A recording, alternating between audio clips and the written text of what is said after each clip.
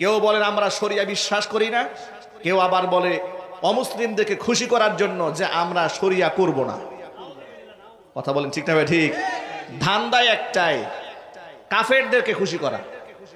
যিনি প্রথম বলেছিলেন আমরা শরিয়া আইন বিশ্বাস করি না, তিনি যেই নিয়তে বলেছেন, আবার লেটেস্ট যিনি বললেন যে আমরা শরিয়া করব না ক্ষমতায় গেলে, একই নিয়ত, মানে কাফেরদেরকে খুশি করা। ঠিক না ভাই? ঠিক। এটা শুনে দেখলাম খ্রিস্টান মহিলা বহুত খুশি হয়ে গেছে। আমির সাহেব বলেছে শরিয়া করবে না।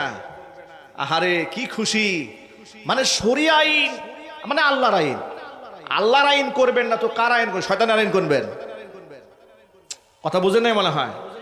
হয়তো এই দুনিয়াতে আল্লাহর আইন চলবে, না হয় শয়তানের আইন চলবে। আমরা কার আইন করব? মানব কার আইন? সবাইকে যে খুশি রাখতে চায় সে মুসলমান না, সে মুনাফিক। একদম পরিষ্কার বলে দেই। আপনি ইহুদিরাও খুশি রাখবেন, খ্রিস্টানরাও খুশি রাখবেন, ভারতকেও খুশি রাখবেন, আল্লাহরেও খুশি রাখবেন, মুসলমানদেরকে খুশি রাখবেন। এদেশের মানুষদেরকে বেওকুফ পেয়েছেন, বলদ পেয়েছেন। ভণ্ডামি চলবে না। নিজের অবস্থান পরিষ্কার করতে হবে, একদম সাফ বলে দিতে হবে আল্লাহ যা হালাল বলেছেন তা আমরা হালাল ঘোষণা করব, আমার আল্লাহ যা হারাম করেছেন রাষ্ট্রীয়ভাবে তা নিষিদ্ধ হয়ে যাবে। ভণ্ডামি করেন, জাতিকে ধোঁকা দিয়ে বোকা বানান। মহিলার পাশে গিয়ে বসে, যদি জিজ্ঞেস করা হয় মহিলার পাশে বসলেন কেন, এটা হালাল না হারাম? আওয়াজ দিয়ে বলেন আপনারা। আপনি বেগানা মহিলার হাত ধরতে পারবেন, পাশে বসতে পারবেন, তার সাথে বসে টকশো করতে পারবেন? অনুমতি ইসলাম দিয়েছে আপনাকে? দেয় নাই। আমি অবাক হয়ে যাই, ইসলামপন্থী বহুত বড় বড় নেতারা টেলিভিশন টকশোতে একেবারে বেগানা মহিলার পাশে বসে হাসতে হাসতে টকশোতে কথাবার্তা বলে। তা আপনার মতো ফাসেক কি দিয়ে আল্লাহ দেশে ইসলাম কায়েম করবে? ইসলাম কি এত দেউলিয়া হয়ে গেছে দুনিয়াতে? এত সহজ নয় ইসলাম কায়েম করা। ইসলাম কায়েম করার আগে ইসলামকে আগে জানতে হবে, বুঝতে হবে ইসলাম কি জিনিস। রব্বানা লাকাল হামদ হামদান কাসীরা তাইয়িবান মুবারাকান ফীহি ইয়া রব্বি লাকাল হামদু কামা ইয়ানবাগি লিজালালি ওয়াজহিকা ওয়া আযীমি সুলতানিকা। আল্লাহ তাআলা আজকের ওয়াজ মাহফিলকে কবুল করে নেন। এই যে আমার সামনে বসে থাকা মোবাইলওয়ালা ভাই, এই ফ্ল্যাশ লাইটটা বন্ধ করে দেন মোবাইল থেকে।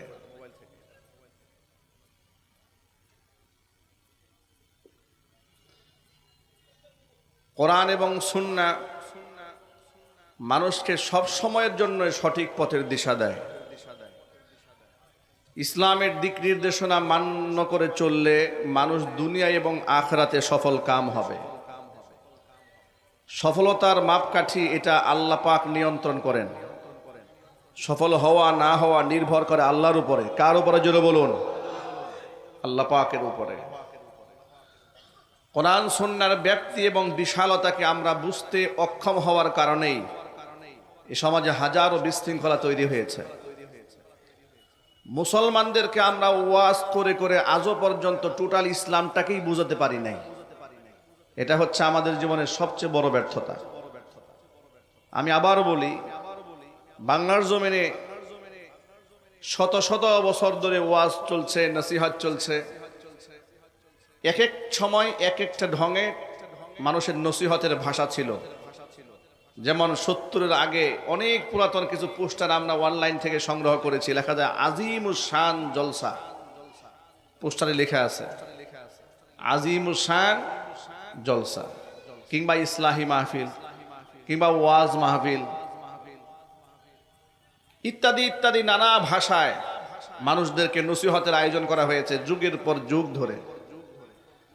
বিশেষ করে আমাদের ভারত উপমহাদেশে যেহেতু এই অঞ্চলগুলোর মধ্যে শিরিক বেদাত কুফর বেশি ছিল, এই অঞ্চলের মুসলমানদেরকে দুঃখজনকভাবে এই অঞ্চলের ওলামারা ইসলামের পরিপূর্ণ রূপরেখা এটা বুঝাতে সক্ষম হন নাই। অনেক ক্ষেত্রে ব্যাপক হারে তারা বোঝাতে চেষ্টা করেছেন, কিন্তু গোটা জাতি গোষ্ঠীকে ইসলামের মৌলিকত্ব যেভাবে বোঝা দরকার ছিল অনেকেই সেটা বুঝেন নাই। উদাহরণস্বরূপ বলা যায়, এখনো পর্যন্ত আজকের এই দিন পর্যন্ত ওয়াজের মঞ্চে কিংবা মাহফিলে অথবা মসজিদের মিম্বারে ইসলাহি খুতুবাতে যদি ইমাম সাহেব নামাজ রোজা হজ জাকাত কালিমা জিকির আজকার তাসবিহ তাহলিল কোরআন তেলাওয়াত এটা নিয়ে কথাবার্তা বলেন, তখন মনে হয় হুজুর খুব সুন্দর সুন্দর কথা বলছে এবং ইসলাম ধর্মটা এই সুন্দর ধর্ম, এগুলোই ঠিক আছে।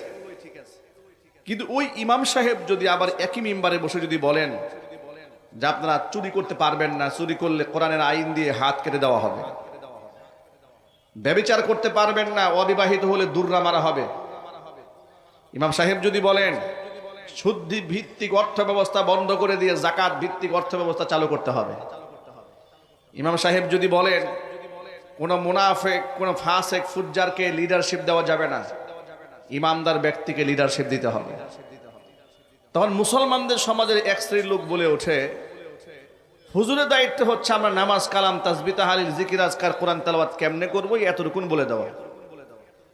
কিন্তু কে নেতা হবে, কে কর্মী হবে, কে লিডারশিপ নিবে, কি দিয়ে দেশ চলবে, কি দিয়ে সমাজ চলবে, এটা বলার দায়িত্ব হুজুরকে কে দিল? যদি ইমাম সাহেব এই বয়ানটা করেন আর সভাপতি সাহেব যদি ইসলাম সম্পর্কে মৌলিক ধারণা না থাকে, সবার আগে সভাপতি সাহেব বাধা হয়ে দাঁড়িয়ে যায়, ঠিক না ঠিক বলেন? তিনি বলেন হুজুর আপনি কিন্তু সীমা লঙ্ঘন করছেন, অন্যদিকে চলে যাচ্ছেন, আপনি একটু নিয়ন্ত্রণে আসেন। ইমাম সাহেবকে নিয়ন্ত্রণ, আলেমকে নিয়ন্ত্রণ করে জাহেলে, আলেমকে নিয়ন্ত্রণ করে কে? জাহেলে। ইসলামের ব্যাখ্যা কোরআন এবং সুন্নাহ যেরকম আছে, আলেমরা যদি স্বাধীনভাবে দিতে পারতেন এই সমাজটা আরো অনেক সুন্দর হয়ে যেত, অনেক ভালো হয়ে যেত। বিগত স্বৈরাচারের আমলে আপনারা দেখেছেন আলেমরা বয়ান করছে, নেতা মাঝখান থেকে দাঁড়িয়ে বয়ান বন্ধ করে দিয়েছে, আলেমের সামনে থেকে মাইকটা কেড়ে নেওয়া হয়েছে। এমন ঘটনাও ঘটেছে যে সামান্যতম সময়ের জন্য বক্তা সময় চেয়েছে যে দোয়া করে মোনাজাত দিয়ে মাহফিল শেষ করে দেয়, প্রশাসনের লোকেরা এসে হাজির হয়ে বলেছে হুজুর মোনাজাত করার দরকার নাই। মোনাজাত করতে চেয়েছে, হুজুরের সামনে থেকে লাঠি মেরে মাইকের স্ট্যান্ডটা ফেলে দিয়েছে। এরকম ঘটনাও এই বাংলাদেশে ঘটেছে। আলেম ওলামাদেরকে জঙ্গিবাদ, মৌলবাদ, উগ্রবাদ, রাজাকার, আল বদর, আল শামস নানা ট্যাগে জর্জরিত করে ইসলামের রেভলিউশনকে, ইসলামের একটা বিপ্লবকে ঠেকিয়ে দেওয়ার জন্য ঘৃণ্য প্রচেষ্টা করা হয়েছে। অথচ এই মানুষগুলো আদৌ বুঝলো না ইসলামের ব্যাপ্তিকা কতটুকুন, এর প্রশস্ততা, এর বিশালত্ব সম্পর্কে আইডিয়া নিল না। কোরআন মাজিদে আল্লাহ রাব্বুল আলামিন সূরাতুল মাইদার 3 নম্বর আয়াতের মধ্যে বললেন আল ইয়াউমা আকমালতু লাকুম দীনাকুম ওয়া আতমামতু আলাইকুম নি'মাতি ওয়া রাদিতু লাকুমুল ইসলাম দীনা। আজকের এই দিনে তোমাদের জন্য তোমাদের ধর্মকে আমি আল্লাহ পূর্ণ করে দিলাম, আমার নিয়ামতকে পূর্ণ করে দিলাম। ওয়ারাদিতু লাকুমুল ইসলাম দীনা, দিন হিসেবে, জীবন ব্যবস্থা হিসেবে, ধর্ম হিসেবে ইসলামকে আমি আল্লাহ মনোনীত করে নিলাম। জোরে বলেন সুবহানাল্লাহ। আপনারা এক বাক্যে জবাব দিয়ে বলেন তো মনোনীত ধর্মের নাম কি? এবারে সূরা আলে ইমরানে আল্লাহ বলছেন ইন্নাদ-দীনা ইনদাল্লাহিল ইসলাম, নিশ্চয় আমি আল্লাহর কাছে একমাত্র গ্রহণযোগ্য ধর্মের নাম হলো ইসলাম। মহান আল্লাহ পাক সূরা আলে ইমরানে ভিন্ন আয়াতের মধ্যে বলেন ওয়ামান ইয়াবতাগি গায়রাল ইসলামি দীনান ফালান ইউকবালা মিন ওয়া হুয়া ফিল আখিরাতি মিনাল খাসিরিন। ইসলাম ধর্মের নীতি আদর্শ বাদ দিয়ে কেউ যদি ভিন্ন নীতি আদর্শ গ্রহণ করে, যত বড় সামাজিক কাজ সে করুক না কেন, যত বড় মানবিক কাজ সে করুক না কেন, যত ভালো কাজ করুক না কেন, ফালাই ইউকবালা মিনহু, তার কোনো ভালো আমল আমি আল্লাহর দরবারে কবুল হবে না। ওয়া হুয়া ফিল আখিরাতি মিনাল খাসিরিন, আখিরাতে সে জাহান্নামীদের অন্তর্ভুক্ত হবে। জোরে বলেন নাউজুবিল্লাহ।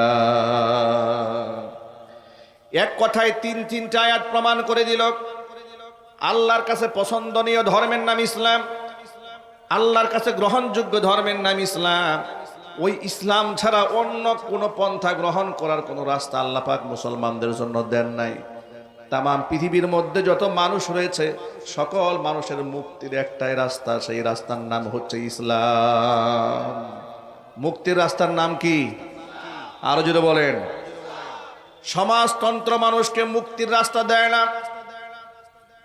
ধর্ম নিরপেক্ষতা সেকুলারিজম মানুষকে মুক্তির পথ দেখায় না, জাতীয়তাবাদ মানুষদেরকে মুক্তির পথ দেখায় না। মানুষদেরকে মুক্তির পথ দেখায় ইসলাম এবং কোরআন। ইসলাম আর কোরআন বাদ দিয়ে চিন্তা করার কোনো ওয়ে নাই, কোনো রাস্তা নাই। নিঃসন্দেহে নামাজের গুরুত্ব ইসলামে আছে, কোনো সন্দেহ নাই। নামাজ মুসলমানদের জাতি সত্তা আইডেন্টিটি। নামাজ যার না থাকে তাকে মুসলমান দাবি করার কোনো সুযোগ থাকে না। নবী করিম সাল্লাল্লাহু আলাইহি ওয়াসাল্লাম বলেছেন, আস-সালাতু ইমাদুদ্দিন, নামাজ হচ্ছে দ্বীনের খুঁটি। মান আকামাহা আকামাদ-দ্বীন, যেই ব্যক্তি নামাজ কায়েম করে সেই ব্যক্তি দ্বীন কায়েম করে। ওয়ামান হাদামাহা হাদামাদ-দ্বীন, যেই ব্যক্তি দ্বীনকে ধ্বংস করে দেয় সেই ব্যক্তি, যেই ব্যক্তি নামাজকে ধ্বংস করে দেয় সেই ব্যক্তি দ্বীনকেই ধ্বংস করে দেয়। এর মানে যার মধ্যে নামাজের অস্তিত্ব নাই সেই ব্যক্তিকে মুসলমান বলারও কোনো সুযোগ নাই। ঠিক কিনা বলেন? নামাজ এটা সকলের লাগবে, নামাজ তো করতে হবে।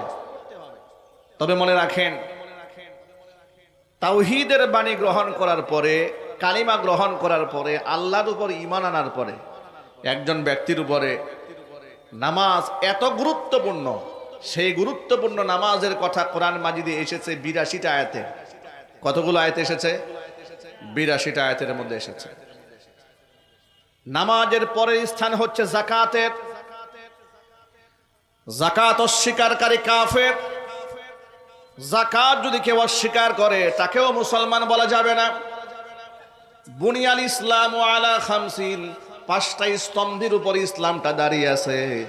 ১ নাম্বার শাহাদাতি আল্লাহ ইলাহা ইল্লাল্লাহ ওয়া আন্না মুহাম্মাদার রাসূলুল্লাহ, এ কথার সাক্ষ্য দেওয়া আল্লাহ ছাড়া কোনো মাবুদ নাই, মুহাম্মদ সাল্লাল্লাহু আলাইহি ওয়াসাল্লাম আল্লাহ পাকের প্রেরিত রাসূলের কথা স্বীকারোক্তি প্রদান করতে হবে। এরপরে ওয়া ইকামিস সালাহ, নামাজ কায়েম করতে হবে। ৩ নাম্বার ওয়া ইতাইজ যাকাত, যাকাত আদায় করতে হবে। ৪ নাম্বার ওয়া হাজ্জিল বাইতি, বাইতুল্লাহ হজে যেতে হবে যদি সামর্থ্য থাকে। অসমে রমাদান, রমজান মাসে রোজা রাখতে হবে। ৫টা স্তম্ভ, স্তম্ভ ভেঙে ফেললে, এই যে খুঁটিগুলার উপরে প্যান্ডেলটা দাঁড়িয়ে আছে, খুঁটি ভেঙে দিলে প্যান্ডেল টিকবে না। সুতরাং ৫টা স্তম্ভের একটাও যদি কেউ বাদ দিয়ে দেয় সেই ব্যক্তির ইসলাম টিকে থাকবে না। ঠিক কিনা?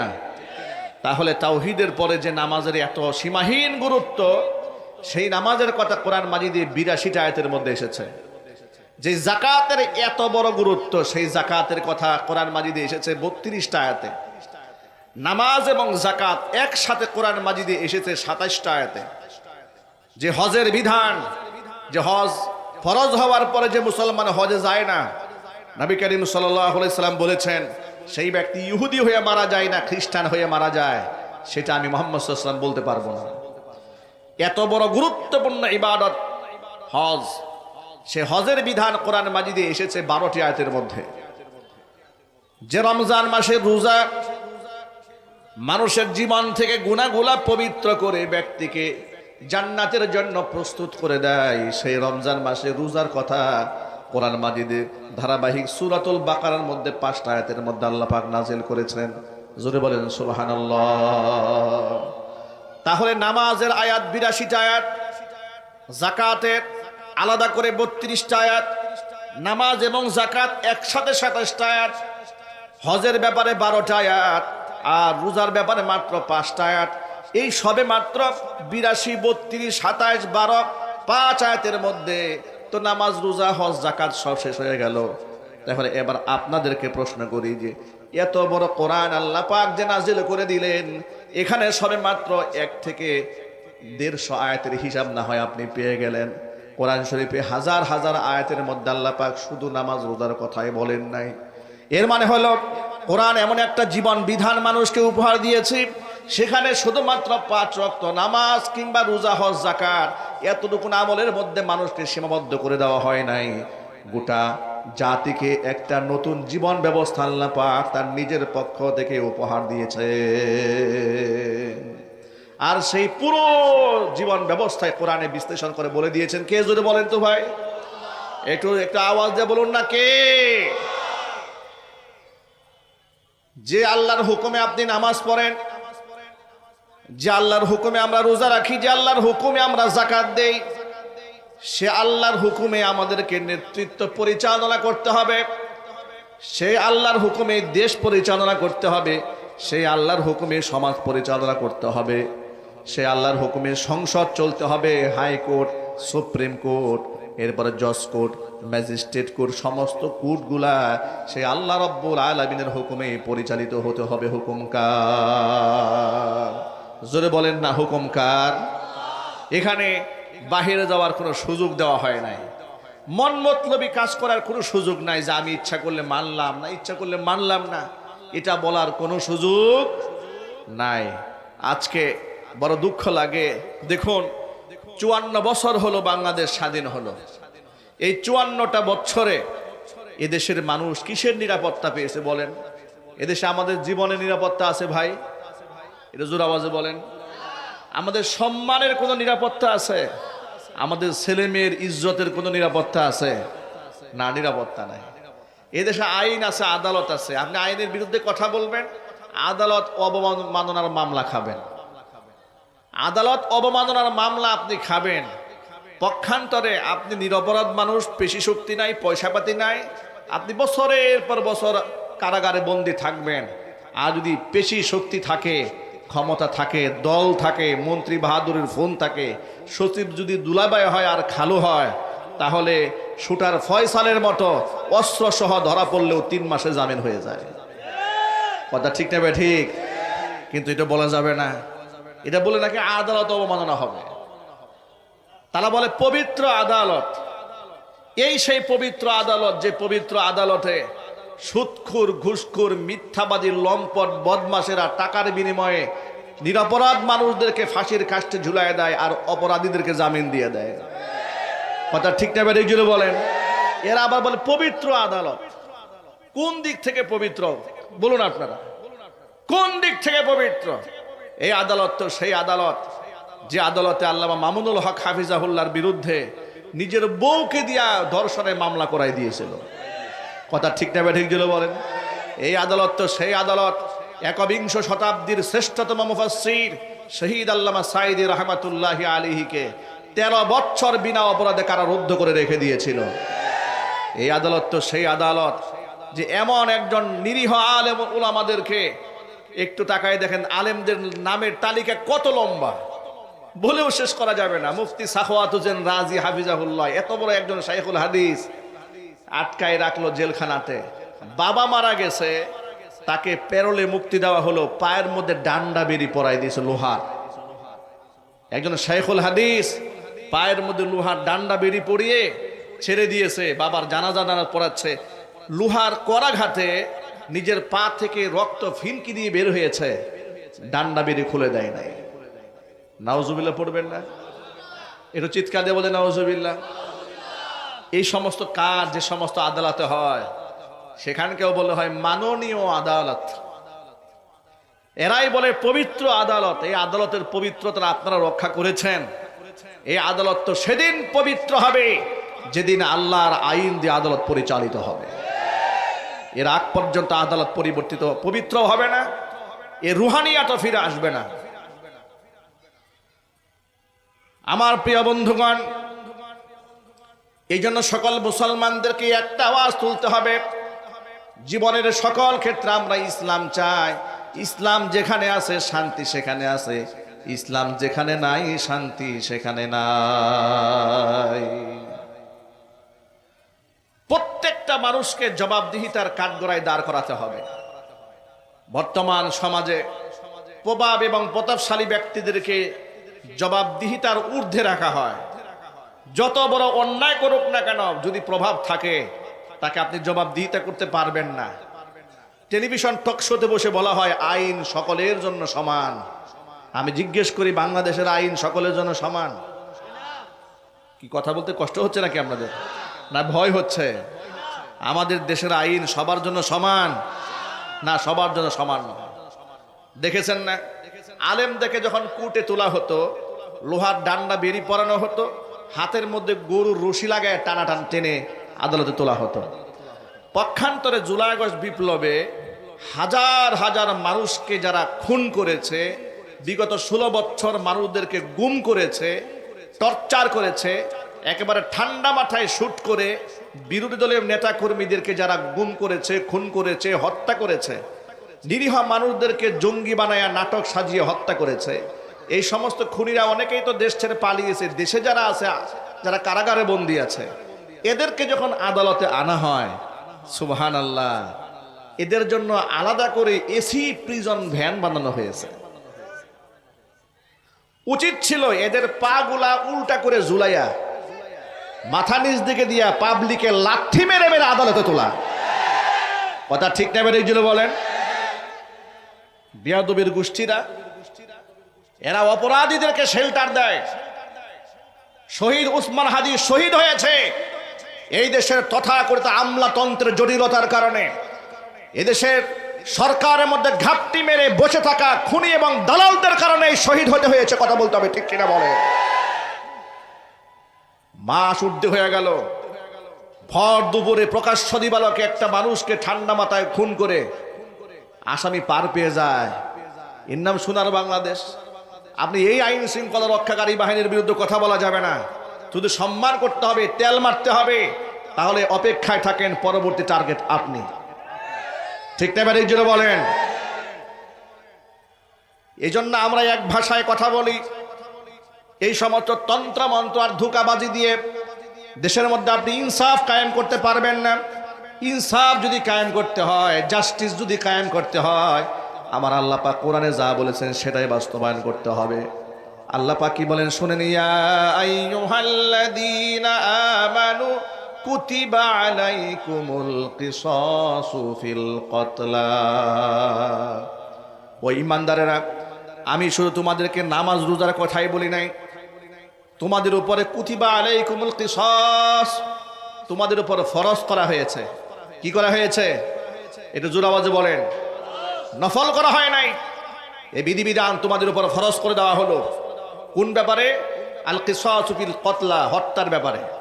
কেউ যদি কোনো মানুষকে খুন করে, তাহলে খুনের বদলায় খুন তাকেও করা হবে। এই বিধান দিয়েছেন কে? আল্লাহ পাক। এটা ফরজ করে দিয়েছেন, কিন্তু আমরা আল্লাহ পাকের আইন মানি না। জেনা ব্যভিচার করলে, ধর্ষণ করলে, আপনি তাদেরকে অবিবাহিত যদি হয় 100টা দুর্রা মারতে হবে প্রকাশ্য দিবালোকে। একেবারে জুমার নামাজে যে আপনাদের ঈদগাহ ময়দান, এই মহল্লায় কেউ ব্যভিচার করেছে, ছেলে আর মেয়ে প্রকাশ্যে বসাবেন, সমস্ত মানুষের সামনে এদেরকে 100 দুর্রা মারা হবে। আইন দিয়েছেন কে? শুনেন আল্লাহ পাক কোরআনে কি বলেছেন। আল্লাহ পাক বলেন, আয-যানিয়াতু ওয়াজ-যানি ফাজলিদু কুল্লা ওয়াহিদিম মিনহুমা মিআতা জালদা ওয়ালা তা'খুযুকুম বিহিমা রা'ফাতুন ফি দীনিল্লাহি ইন কুনতুম তু'মিনুনা বিল্লাহি ওয়াল ইয়াউমিল আখির ওয়ালিয়াশহাদ আযাবাহুমা তা'iফাতুম মিনাল মুমিনিন।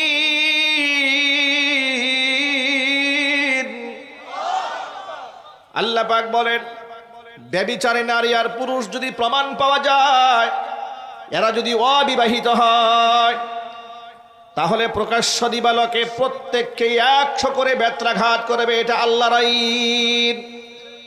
আর এই আইন বাস্তবায়ন করতে গিয়ে খবরদার, এই ব্যভিচারীদের প্রতি যেন তোমাদের মায়ার উদ্রেক না হয়।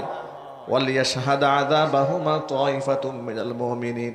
আর শাস্তিটা গোপনে দেওয়া হবে না, দরজা জানালা বন্ধ করে দেওয়া হবে না, প্রকাশ্য দিবালোকে দেওয়া হবে। একটাকে সাইজ করলে শত শত লম্পট বদমাশ সোজা হয়ে যায়। ঠিক কিনা বলেন? এই জন্য দেখেন, এই দেশে তথাকথিত ইংরেজদের আইন অনেক মুসলমানের কাছে ভালো লাগে, কিন্তু শরিয়া আইনের কথা শুনতেই পারে না। কথা বলে না কেন? আচ্ছা, শরিয়া আইনের কথা আপনারা শুনতে পারেন না কেন? শরিয়া আইন মানেটা কি? এই যে আজকে সমাজে একটা ব্যাপার নিয়ে আলোচনা হচ্ছে, শরিয়া আইন, শরিয়া আইন। কেউ বলেন আমরা শরিয়া বিশ্বাস করি না, কেউ আবার বলে অমুসলিমদেরকে খুশি করার জন্য যে আমরা শরিয়া করব না। কথা বলেন ঠিক না ভাই? ঠিক। ধান্দায় একটাই, কাফেরদেরকে খুশি করা। যিনি প্রথম বলেছিলেন আমরা শরিয়া আইন বিশ্বাস করি না, তিনি যেই নিয়তে বলেছেন, আবার লেটেস্ট যিনি বললেন যে আমরা শরিয়া করব না ক্ষমতায় গেলে, একই নিয়ত, মানে কাফেরদেরকে খুশি করা। ঠিক না ভাই? ঠিক। এটা শুনে দেখলাম খ্রিস্টান মহিলা বহুত খুশি হয়ে গেছে। আমির সাহেব বলেছে শরিয়া করবে না। আহারে কি খুশি! মানে শরিয়া আইন মানে আল্লাহর আইন। আল্লাহর আইন করবেন না তো কার আইন করবেন? শয়তানের আইন করবেন। কথা বুঝেন নাই মনে হয়? হয়তো এই দুনিয়াতে আল্লাহর আইন চলবে, না হয় শয়তানের আইন চলবে। আমরা কার আইন করব? মানবো কার আইন? আপনাদেরকে শরিয়া আইনের ব্যাপারে কোনো আপত্তি আছে? আল্লাহ যা বলেছেন, আল্লাহ যা করতে বলেছেন, হাসি মুখে মানতে চাই। রাজি আছেন কারা কারা? দু হাত তুলে দেখতে চায়।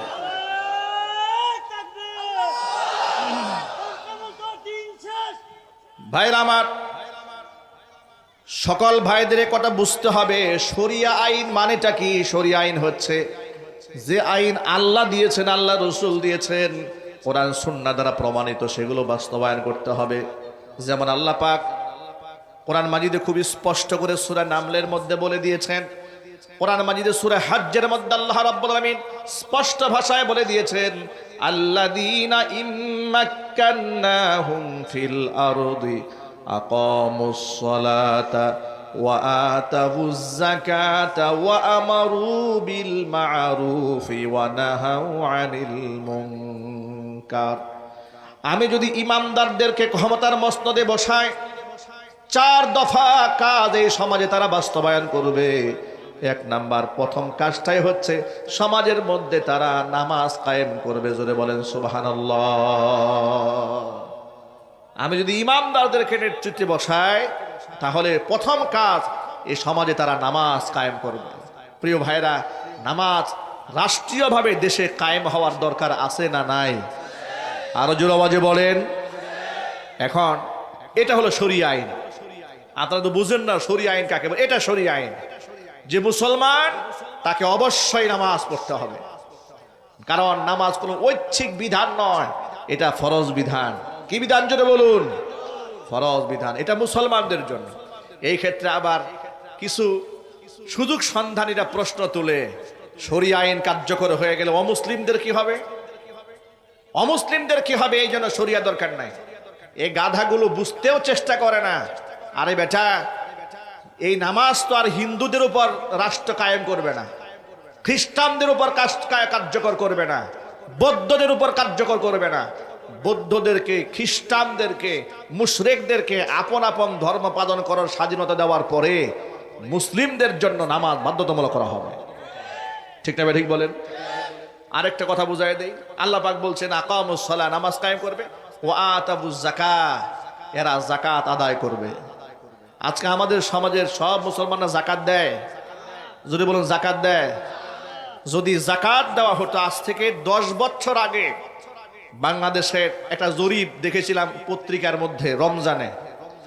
10 বছর আগে বলেছিল, যদি বাংলাদেশের ধনাঢ্য ব্যক্তিদের যাকাত শতকরা ব্যাংকে যে জামানত জমা আছে টাকা, সেই হিসাবের শতকরা 2.5% টাকা মাত্র গরিবদেরকে দান করা হয়। 1 বছরে 20,000 কোটি টাকা যাকাত আসে। এটা 10 বছর আগের কথা। এটা এখন বর্তমানে কত হাজার কোটি গেছে, এটা আমার আল্লাহ পাক ভালো জানেন। ঠিক না? ঠিক বলেন। আচ্ছা ধরুন এই 20,000, 25,000, 30,000 কোটি টাকা এক এক বছর মুসলমানদের পকেট থেকে নেওয়া হবে, ধনীদের পকেট থেকে গরিবদেরকে বন্টন করে দেওয়া হবে। এই দেশে গরিব খুঁজে পাওয়া যাবে 2, 4, 5 বছর পরে? আল্লাহু আকবার বলেন। গরিব ধনীদের ভেদাভেদ কমে আসবে। লিকাইলা ইয়াকুনা দুলাতাম বাইনাল আগনিয়াই মিনকুম। আপনারা যে শরিয়া আইনকে ভয় পান, যে শরীয়তের আইন কি জিনিস, হাই রে হাই, শরীয়তের আইন মনে হয় কি কঠিন জিনিস। না, কোনো কঠিন জিনিস নয়। শরীয়তের আইনের চেয়ে মানবতার পক্ষের কোনো আইন পৃথিবীবাসী দিতে পারে না। এটা মানুষের জন্য সবচেয়ে ইনসাফের আইন, শারঈ আইন। সুবহানাল্লাহ পড়েন। 1 নাম্বার নামাজ কায়েম করবে, 2 নাম্বার যাকাত আদায় করবে, 3 নাম্বার ওয়া আমারু বিল মারুফ, সৎ কাজের আদেশ দিবে, 4 নাম্বার ওয়া নাহাউ আনিল মুনকার, অসৎ কাজ থেকে মানুষদেরকে নিষেধ করবে। এগুলা শারঈ আইন। কি আইন যদি বলেন তো ভাই? শারঈ আইন। এরপরে মা বোনদের জন্য কিছু ড্রেস কোড আছে আমাদের দেশের। আমার বেশি দুঃখ লাগে যারা ধর্মীয় রাজনীতি করেন কিংবা ইসলামের নামে রাজনীতি করেন, তাদের কাছেও শরঈ আইন কনসেপ্ট ক্লিয়ার না, পরিষ্কার না। এমন এমন ব্যাখ্যা টক শোতে বসে দেয়, শয়তানেও হাসে। ঠিক না ভাই? ঠিক জোরে বলেন। এক উপস্থাপিকা মহিলা বাংলাদেশের বড় এক দলের নেতাকে প্রশ্ন করলো, আচ্ছা মানে ওই যে শয়তানের মাথায় যা ঢুকছে আর কি, শরীয়ত আইন মানে হচ্ছে যে ওরা ল্যাংটা হয়ে ঘুরতে পারবে না। আচ্ছা, শরীয়ত আইনকে তো ভয় পাবে চোর ডাকাত বদমাশ। ঠিক না ভাই? ঠিক বলেন। আপনি ভয় পান কেন? আপনার ভয় পাওয়াই তো প্রমাণ করেন আপনি চোরের দলের একজন সদস্য। আপনি শরীয়ত আইনকে ভয় পান, আপনার শরীয়ত আইনে ভয় পাওয়াই প্রমাণ করে আপনিও খুনিদের একজন, আপনিও নাইট ক্লাবে সময় কাটান। এই জন্য আপনার ভয়। শরীয়ত আইন কার্যকর হয়ে গেলে বোতল টানা যাবে না, গাঁজা টানা যাবে না, নারী ধর্ষণ করা যাবে না, মহিলাদেরকে নিয়ে নাইট ক্লাবে নিয়ে ফুর্তি করা যাবে না। এই জন্য শরীয়ত আইনের বিরোধিতা করেন। আর জিজ্ঞেস করে যে কোন দেশটাকে মডেল মনে করেন? কোন দেশ মডেল নয়, মডেল হচ্ছে কোরআন এবং সুন্নাহ। কথা বলতে হবে, ঠিক না? ঠিক জোরে বলেন। কোরআন এবং সুন্নাহই মডেল আমাদের জন্য। প্রশ্ন করলো ধর্মীয় নেতাকে, রাজনৈতিক নেতাকে, আচ্ছা আপনারা যদি রাষ্ট্রে ইসলাম কায়েম করেন তাহলে মেয়েরা কি হাফ প্যান্ট পরে চলতে পারবে? উনি বলে ফেলব অবশ্যই চলতে পারবে। সুবহানাল্লাহ, কি ব্যাখ্যা রে বাবা! মানে উনি এমন একটা রাজনীতি করতে চান যে আল্লাহ যেন খুশি থাকে, শয়তান যেন কষ্ট না পায়। ভাই, সবাইকে যে খুশি রাখতে চায় সে মুসলমান না, সে মুনাফিক। একদম পরিষ্কার বলে দেই। আপনি ইহুদিরাও খুশি রাখবেন, খ্রিস্টানরাও খুশি রাখবেন, ভারতকেও খুশি রাখবেন, আল্লাহরেও খুশি রাখবেন, মুসলমানদেরকে খুশি রাখবেন। এদেশের মানুষদেরকে বেওকুফ পেয়েছেন, বলদ পেয়েছেন। ভণ্ডামি চলবে না। নিজের অবস্থান পরিষ্কার করতে হবে, একদম সাফ বলে দিতে হবে আল্লাহ যা হালাল বলেছেন তা আমরা হালাল ঘোষণা করব, আমার আল্লাহ যা হারাম করেছেন রাষ্ট্রীয়ভাবে তা নিষিদ্ধ হয়ে যাবে। ঠিক না? বেরিয়ে বলেন। শারঈ কনসেপ্ট। মদের ব্যাপারে একটু লক্ষ্য করে দেখেন, ব্যাখ্যা কাকে বলে? তারা জিজ্ঞেস করা হলো যে রাষ্ট্রে যদি ইসলাম কায়েম হয় তাহলে কি মেয়েরা হাফ প্যান্ট পরে চলতে পারবে? তিনি বলেন অবশ্যই চলতে পারবে। এটার নাম ইসলাম? কি বলেন? এটার নাম ইসলাম? আহারে ভণ্ডামি, আহারে ভণ্ডামি। আমার প্রিয় বন্ধুগণ, ওমর ফারুক রাদিয়াল্লাহু তাআলা আনহু রাতের বেলায় ঘুমাতেন না। অর্ধ জাহানের শাসক রাস্তায় হাঁটতেছিলেন, এমন সময় দেখতে পেলেন একটা ঘরের ভিতর থেকে এক মহিলা বিরহের গান গাচ্ছে। বিরহের গান, আরবিতে গানগুলো গাচ্ছে, যে শব্দমালার কথাগুলো এরকম ছিল, আহারে আজকে আমার স্বামী আমার থেকে অনেক দূরে, আজকে যদি তিনি এখানে থাকতেন তাহলে কত আমোদ প্রমোদ হতো। বিরহের গান গাচ্ছে। যদি শরীয়ত এটা বৈধতা দিত যে অন্য কোনো পুরুষকে নিয়ে আনন্দ করা যায় তাহলে আমি সেটাই করতাম, কিন্তু শরীয়ত পারমিশন দেয় না, এই জন্য করতে পারলাম না। এই ধরনের কথাগুলাকে কবিতার ভাষায়, আরবি ভাষায় ব্যক্ত করে বিরহের গান গাচ্ছে মহিলা। আমিরুল মুমিনিন রাস্তা দিয়ে যাওয়ার সময় কথাগুলো শুনে ফেলেছেন। হযরত ওমর রাদিয়াল্লাহু তাআলা আনহুকে আল্লাহ পাক শারঈ মেজাজ দান করেছিলেন। শরীয়ত লঙ্ঘিত হতো যেখানে তিনি ক্ষুব্ধ হয়ে যেতেন, সেখানে বাধা হয়ে দাঁড়াতেন তিনি। হযরত ওমর রাগ গুসা কন্ট্রোল করতে পারেন নাই। মহিলার ঘরের পিছন দিক থেকে দরজা লাথি মেরে ভেঙে রুমের মধ্যে ঢুকে মহিলাকে হযরত ওমর শাসালেন, এই মিয়া, মহিলা তোমার সাহস কম না? তুমি বিরহের গান গাওয়ার নামে এই জঘন্য শব্দগুলো উচ্চারণ করছো। এরকম যখন ধমক দিয়েছে, আরবের মেয়ে তো, সাহাবী জামানার মহিলা, এটা তার আমাদের জামানা তসলিমা নাসরিন না। মহিলা কি বলে, হযরত ওমর খলিফাতুল মুসলিমিন, আমি না হয় বিরহের গান গায়ে একটা পাপ করছি, আমি না হয় তওবা করলাম, কিন্তু আপনি তো আমাকে শাসন করতে এসে শরীয়তের 3টা বিধান লঙ্ঘন করছেন। ওমর থমকে দাঁড়ালেন, আমি কোথায় শরীয়তের বিধান লঙ্ঘন করলাম? আমি তো তোমার অন্যায় কাজে বাধা দিয়েছি। মহিলা বলছে, আপনি কোরআন শরীফের আয়াত লঙ্ঘন করেছেন। আল্লাহ রাব্বুল আলামিন সূরা নূরের মধ্যে জানিয়ে দিয়েছেন, ইয়া আইয়ুহাল্লাযীনা আমানু লা তাদখুলু বুয়ুতান গায়রা বুয়ুতিকুম হাত্তা তাস্তানিসু ওয়া তুসাল্লিমু আলা আহলিহা। হে ইমানদারগণ, তোমরা নিজেদের ঘর ছাড়া অন্য কারো ঘরে ঢোকার সময় অবশ্যই তোমরা পারমিশন চাইবে। ওয়া তুসাল্লিমু আলা আহলিহা, অবশ্যই ঘরের মধ্যে থাকা মানুষদেরকে তোমরা সালাম দেবে। ও খলিফাতুল মুসলিমিন, আপনি আমাকে সালাম দিয়েছেন না, আপনি আমার ঘরে ঢোকার মধ্যে পারমিশন নিয়েছেন। আপনি এক আয়াতে আল্লাহ পাকের 2টা হুকুমকে আপনি আপনার কাজের মাধ্যমে আজকে লঙ্ঘন করেছেন। 3 নাম্বার, আপনি শরীয়তের হুকুম লঙ্ঘন করেছেন।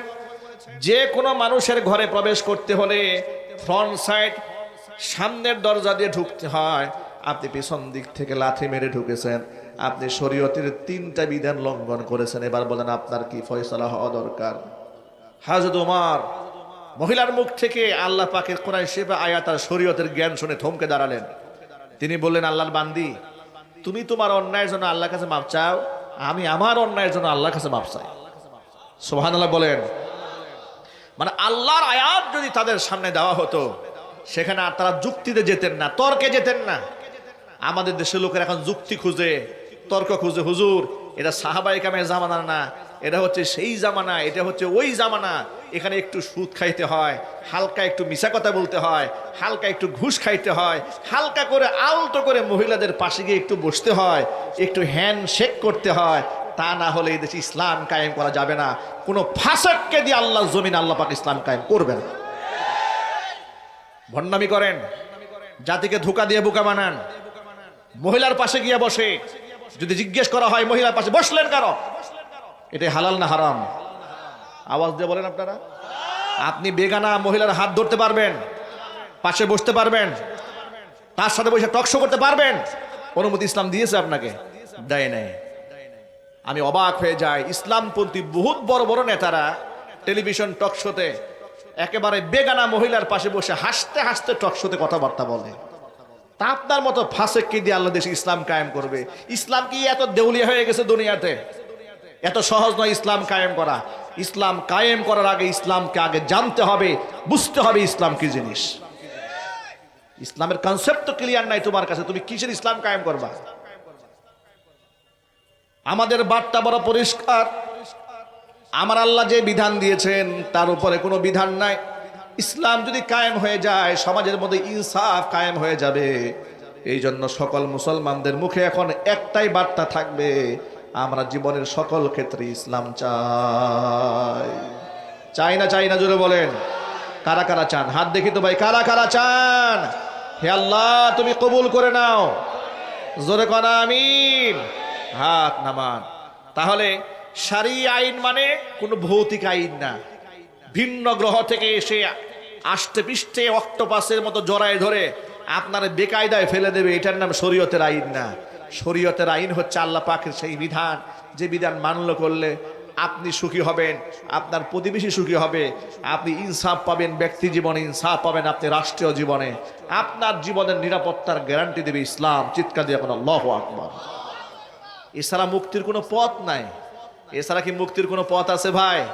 না, কোনো পথ নাই। দেখবেন টেন্ডার বাজ দাঁড়ায় গেছে, একজন গেছে আরেকজন আসবে। ওই যে আমি তো কাউরান বাজার আমবর্ষা শাহী মসজিদের জুমার খুতবা দেই প্রত্যেক ইংরেজি মাসের শেষ 2 জুমা। তো কাউরান বাজারের চান্দাবাজি আর লুটপাট সম্পর্কে তো গোটা দেশ জানে। স্বৈরাচারীর আমলে প্রতিদিন 1.5 কোটি টাকা চান্দা উঠানো হতো। কত টাকা? পার ডে 1.5 কোটি টাকা। যখন জুলাই আগস্ট বিপ্লবে হাসিনা গোষ্ঠী সহ পালাই গেল, তখন দেখলাম সমাজের আরেক ভুইফুর নেতা চান্দাবাজের অফিসে বসে সাংবাদিক স্টেটমেন্ট দিয়া বলে যে এখানে যে প্রতিদিন টাকাটা লেনদেন হইতো, সবাই তো পালায়ে গেছে, তো দায়িত্ব তো একজনকে নিতে হবে, এই জন্য আমি দায়িত্ব নেওয়ার জন্য আসছি। কথা বুঝতে পেরেছেন? কত বড় মানবিক চিন্তা করছেন। মানে এই যে চান্দাবাজে উঠাইতো, এটা তো উঠাবার দায়িত্ব কাউকে নিতে হবে এখন, এই জন্য উনি চান্দাবাজের দায়িত্ব গ্রহণ করেছেন। কয়েকদিন আগে দেখেছি কাউরান বাজার ব্যবসায়ীরা ধাওয়া দিয়া এলাকা ছাড়া করছে। আমি ব্যবসায়ী ভাইকে তো বলবো, যত প্রকার চান্দাবাজি আছে, যদি আমরা সামাজিক প্রতিরোধ গড়ে তুলতে পারি, এদের শেকড় যতই মজবুত হোক না কেন আমরা উপরে ফেলতে পারবো। ঠিক না ভাই? বলেন। কিন্তু আফসোস, আমাদের চোখের সামনে অন্যায় হয়, আমরা কথা বলি না। আমরা মনে করি এটা আমার ঝামেলা না, ও ঝামেলায় পড়েছে, আমার বলার দরকারটা কি? সবাই সেফ থাকতে চায়। প্রিয় ভাইরা, সবাই যদি বাঁচার চিন্তা করেন কেউ বাঁচবেন না, আর সবাই যদি মরতে চান ইনশাল্লাহ কেউ মারতে পারবে না। এই জন্য হিম্মত রাখতে হবে। এই জন্য আল্লাহর আইন দরকার। আল্লাহ পাক যেন বুঝার তৌফিক দেন, জোরে কোন আমিন। প্রিয় যুবক ভাইরা আমার, ইসলাম মানুষকে কিরকম ইনসাফ দেয় ছোট্ট একটা এক্সাম্পল শোনায়। নবী করিম সাল্লাল্লাহু আলাইহি ওয়াসাল্লামের কাছে বিচার এলো, জনৈক সম্ভ্রান্ত মহিলা চুরি করেছে। নবী করিম সাল্লাল্লাহু আলাইহি ওয়াসাল্লাম সবকিছু শুনে মিলে মহিলারা হাত কাটার ফয়সালা দিয়ে দিলেন। কারণ এটা আল্লাহর নবীর নিজের বানানো কোনো আইন নয়, এটা কোরআনের আইন। আল্লাহ পাক বলেছেন, আস-সারিকু ওয়াস-সারিকাতু ফাকতাউ আইদিয়াহুমা জাযাআন বিমা কাসাবা নাকালাম মিনাল্লাহ। চোর নারী হোক কিংবা পুরুষ হোক, যদি প্রমাণ সহ ধরা পড়ে যায়, হাত কেটে দাও। বিধানকার আল্লাহ পাকের। তো আল্লাহ নবী সাল্লাল্লাহু আলাইহি ওয়াসাল্লাম মহিলার হাত কাটার বিধান দিয়েছেন। এখন সম্ভ্রান্ত মহিলা চুরি করেছে, হাত কাটার বিধান রাসূল দিয়ে দিলেন। পুরা পাড়া মহল্লার মধ্যে একটা কানাঘোষা শুরু হলো যে মুহাম্মদ সাল্লাল্লাহু আলাইহি ওয়াসাল্লাম কি মহিলা মানুষ হিসেবে একটু আইনটাকে শিথিল করতে পারেন না? অথবা যেহেতু সে সম্ভ্রান্ত মহিলা, হাত কাটলে বংশের নাক কাটা যায়, তো আল্লাহ নবীর কাছে সুপারিশ করে যদি শাস্তিটা একটু কমানো যেত তাহলে তো খুব ভালো হতো। কিন্তু এই কথাটা আল্লাহ রসুলের কাছে বলবে কে যে আল্লাহর হাবিব শাস্তিটা একটু কমায় দেন? কেউ বলতে সাহস পাচ্ছে না। সাহাবায়ে কেরামের মধ্যে আওয়াজ হলো যে এক কাজ করা যায়। নবী করিম সাল্লাল্লাহু আলাইহি ওয়াসাল্লামের পালক পুত্র যায়েদ বিন হারেসা, তার একটা ছেলে আছে, নাম হচ্ছে উসামা ইবনে যায়েদ, হুজুরের নাতি হয় সম্পর্কে। হুজুর তাকে বড্ড ভালোবাসেন। তার উপাধি হয়ে গিয়েছিল হিব্বু রাসূলিল্লাহি সাল্লাল্লাহু আলাইহি ওয়াসাল্লাম। নবী করিম সাল্লাল্লাহু আলাইহি ওয়াসাল্লামের ভালোবাসার পাত্র হযরতে উসামা ইবনে যায়েদ। সবাই মনে মনে ভাবলেন, আচ্ছা প্রিয় মানুষ যদি কোনো একটা আবদার করে সেটা রাখতে হয় না ভাই? কথা বুঝতে কষ্ট হচ্ছে? যেমন আমাদেরকে ওয়াজ মাহফিলে সরাসরি কল করে যদি না পায়, লোকেরা কোথায় যায় জানেন? আপনাদেরকে একটু তথ্য দেয়। লোকেরা আমাদের উস্তাদের কাছে যায় খোঁজখবর নিয়ে, মাদানী সাহেব কার কাছে পড়ছে। এখন ওনারা চিন্তা করে হুজুরের উস্তাদ যদি ফোন দেয় তো না করতে পারবে না, মানুষ আমাদের দুর্বল জায়গাটা খুঁজে বের করে। একদিন আমার গ্রামের বাড়িতে আমার নানি আমাকে ফোন দিয়েছেন। নানি ফোন দিয়ে বলে যে এলাকার থেকে কমিটির কিছু লোক আসছে আমার বাড়িতে তোমাকে দাওয়াত দেওয়ার জন্য। আমি চিন্তা করলাম, সুবহানাল্লাহ, আমার নানির কি দিয়ে ধরছে, আমার খালাম্মাকে গিয়ে ধরে, আমার বন্ধুকে দিয়ে ধরে, আমার শ্বশুরকে গিয়ে ধরে, এটা কেন ধরে? লোকেরা যখন যে দেখে যে সবচেয়ে দুর্বল পয়েন্ট কোন জায়গায়, যেখান থেকে আবদার আসলে না করা যায় না। সাহাবায়ে কেরাম চিন্তা করলেন এটা এমন একটা সেনসিটিভ ইস্যু, এই ইস্যু নিয়ে যে কেউ রাসূলের সাথে কথাই বলতে পারবে না। কাকে পাঠানো যায়? উসামা ইবনে যায়েদকে পাঠাও। উসামাকে রাসূল এত ভালোবাসেন যে তিনি যদি একটা কথা বলেন হুজুর না বলতে পারবেন না। সাহাবায়ে কেরামের পরামর্শকল্পে উসামা ইবনে যায়েদকে পাঠিয়ে দেওয়া হলো রাসূলের কাছে। গিয়া বলেন, ইয়া রাসূলুল্লাহ, যে মহিলারা হাত কাটার বিধান দিয়ে দিয়েছেন, সাহাবায়ে কেরাম সহ এলাকার সমস্ত মহল্লাবাসীর হৃদয়ের একটা আবদার আছে। আবদারটা হলো মহিলা মানুষ হিসেবে, আর যেহেতু সম্ভ্রান্ত একটা বংশীয় মহিলা, হাত কাটলে বহুত লজ্জা হয়ে যায়, বংশটা ছোট হয়ে যায়। একটুখানি নাকে মুখে চুনকালি দিয়া শাস্তিটাকে কমায় দেওয়া যায় নাকি? নবী করিম সাল্লাল্লাহু আলাইহি সাল্লাম উসামা ইবনে যায়েদের মুখ থেকে প্রস্তাব শোনার পরে রাগে গুসায় ওয়াহমাররাত ওয়াজহু, হুজুর চেহারা লাল হয়ে গেছে। এত রাগ হয়েছেন আল্লাহর নবী সাহাবায়ে কেরামদেরকে ডেকে বলেন, সাহাবীরা শোনো, তোমাদের কদ হালাকা মান কানা ক্বাবলাকুম, তোমাদের পূর্বে যে উম্মতরা ছিল তারা এই জন্য ধ্বংস হয়েছে। তারা দুর্বলের উপর শাসন প্রতিষ্ঠা করত, কিন্তু শক্তিশালীদেরকে ওরা ছেড়ে দিত, এই জন্য ওরা ধ্বংস হয়েছে। মনে রেখো, আজকে এই মহিলার জায়গায় যদি আমি মুহাম্মদ সাল্লাল্লাহু আলাইহি ওয়াসাল্লামের মেয়ে ফাতেমাও যদি চুরি করতো, আল্লাহর কসম আমি নিজ হাতে তার হাতটা কেটে দিতাম। আল্লাহু আকবার বলেন। এটার নাম ইসলাম। এটার নাম কি? ইসলাম। আর আজকে দেখুন আমাদের দেশে বিচার ব্যবস্থার নামে কি আছে? আপনি মন্ত্রীর ছেলে, আরে মন্ত্রীর ছেলে তো বহুত দূরের কথা, আপনি মন্ত্রীর গাড়ির ড্রাইভার, আপনার 5-7টা খুন করার মোটামুটি পারমিশন আছে, অঘোষিত। কথা ঠিক না বেরিয়ে জোরে বলেন? আপনার কিচ্ছু হবে না, আপনি নিশ্চিত থাকেন আপনার কিছুই হবে না। শুটার ফয়সাল শহীদ শরীফ উসমান হাদিকে যে মাথায় শুট করেছে, আপনি কি মনে করেছেন প্রশাসন থেকে গ্রিন সিগন্যাল না পাইলে সে খুন করেছে? এটাই মনে করেছেন আপনি? বুকা পেয়েছেন জাতিকে। প্রশাসন চাইলে 70 হাত মাটির নিচ থেকেও পিবিআই তদন্ত করে অপরাধী খুঁজে বের করতে পারে। এতে পুরো জাতিকে আপনারা বুকা পেয়েছেন। প্রশাসনের মধ্যে ঘাপটি মেরে থাকা স্বৈরাচারী পলাতক খুনি হাসিনার দালালরা বসে আছে। কথা বলতে হবে ঠিক নেবে ঠিক। সেনা অফিসারদের মধ্যেও ঘাপটি মেরে থাকা খুনিদের বিরাট একটা চক্র বসে আছে। রাজনীতিবিদদের মধ্যে বসে আছে, সচিবালয়ে বসে আছে, আমলাতন্ত্রের মধ্যে বসে আছে। গোটা বাংলাদেশটাকে যে কোনো মুহূর্তে অস্থির করে তোলার জন্য তারা প্রচেষ্টা করছে। কিন্তু আমি আমার তাওহীদি যুবক ভাইদেরকে বলতে চাই, জুলাই আগস্ট বিপ্লবে শহীদ শরীফ উসমান হাজিরা যে ভূমিকা রেখেছিল এবং সে যে জীবন দিয়ে গোটা বাংলাদেশের মধ্যে যে একটা রেখাপাত রেখে গিয়েছে, যে আন্দোলনের বীজ সে বপন করেছে, আমরা রেজাল্ট না নিয়ে ঘরে ফিরবো না। যদি আবার রক্ত দেওয়ার প্রয়োজন হয়, সকলে আবার রক্ত দেওয়ার জন্য ঝাঁপিয়ে পড়বো ইনশাআল্লাহ।